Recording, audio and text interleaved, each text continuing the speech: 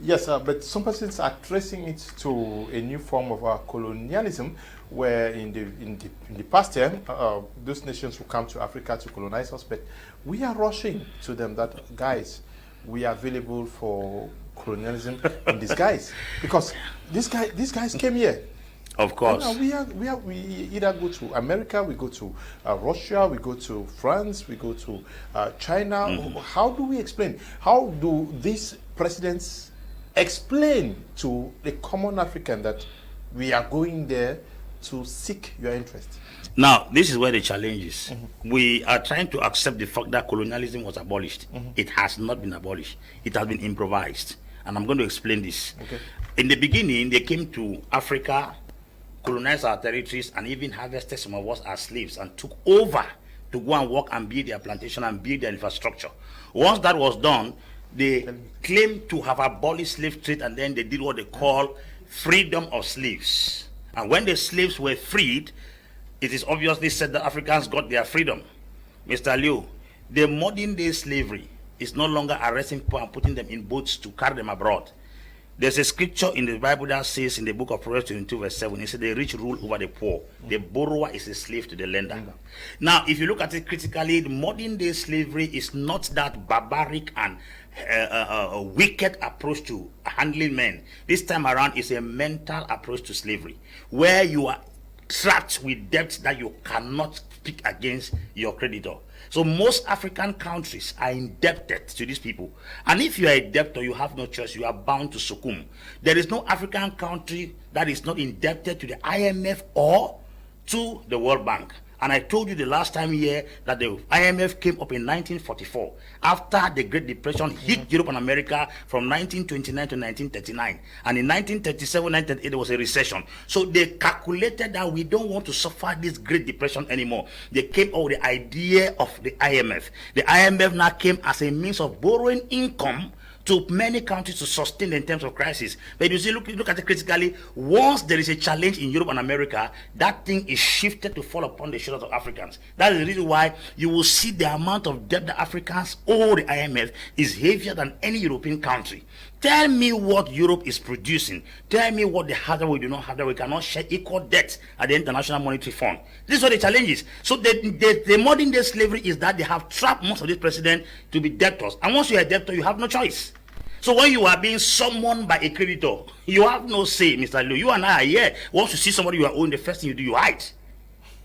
Yes, you hide. In natural life, a debtor automatically, psychologically, may be physically strong, maybe healthy than the creditor. But once you see that creditor, you are psychologically battered because you are standing on a disadvantaged position.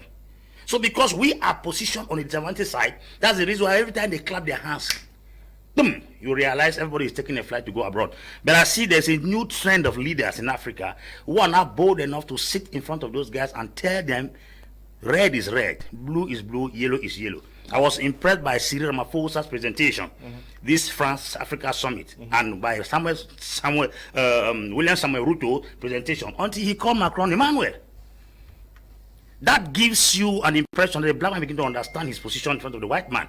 Yep. Yeah, you talked about 100 billion. Yes, $100 billion. Yes. Do we need that from either France or any nation? For what?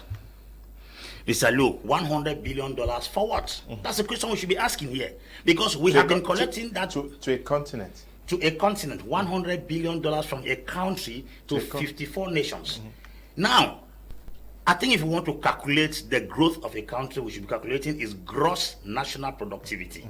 Now, the growth of this Africa in terms of productivity is too high. Even if we are at the primary stage of production, our primary produce are strong enough to subjugate every other producer in the world market. Now, how do you tell me that somebody who is a greater producer is going to receive aid from someone that has no natural resources? Step into France, you will not see anything there in terms of gold, diamond, silver. What they produce in France is grape that produces wine.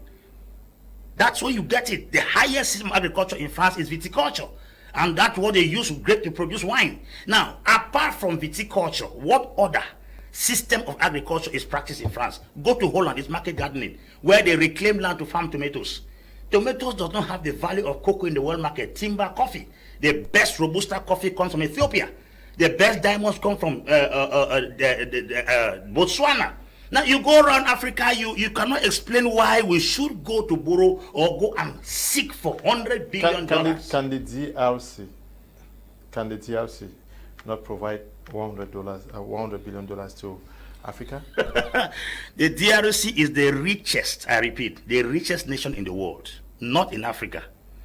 Now, I was speaking to a white man who came as an explorer in Limbe. They are in charge of constructing refineries in Africa. He told me, he said, they went to Lubango in Angola. The oil deposit in Lubango in Angola can feed America for the next 100 years. I'm not talking about DRC. DRC has beneath the earth of DRC. The resources that are beneath the earth of DRC can feed Africa alone.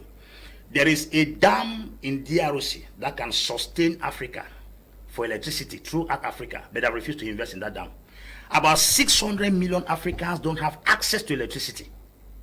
Yet, we have one of the biggest lakes. Go down to Victoria, the Great Lakes are there. You have all the dams where water can produce highest electricity in Africa. Yet, Africa does not have access. Then Africa gathers 55 nations to go and take $100 billion. I'm asking if Afrexim, Africa Import and Export Bank, cannot raise that money. I'm asking if African Development Bank cannot raise that money. The challenge I used to have is that I used to think that those banks belong to Africans, but it doesn't. 80% of the shareholders of African Development Bank is France, Germany, Britain, and America. Now, an African is put at the head to convince Africa that these are own property, but the owners from beneath are the Europeans. Go to AU. AU is giving us an impression that we are Africa, it's an African thing. They fall back, most of the people run the affairs of AU. You cannot have a continental organization that is sponsored by Europeans. Europeans have a permanent seat in AU. Israel is looking for an observatory seat in the AU. Mr. Leo, how do you explain that the EU has a seat in AU? Where have you ever seen an African country having a seat in EU, European Parliament, or United Nations Security Council? Nothing of that sort. That tells you that they are not just here, they monitor almost everything that circulates within the continent. That is the reason why we have a purported display of leadership in Africa who seem to be African, but they are not Africans. That's what the challenge is. They're not Africans.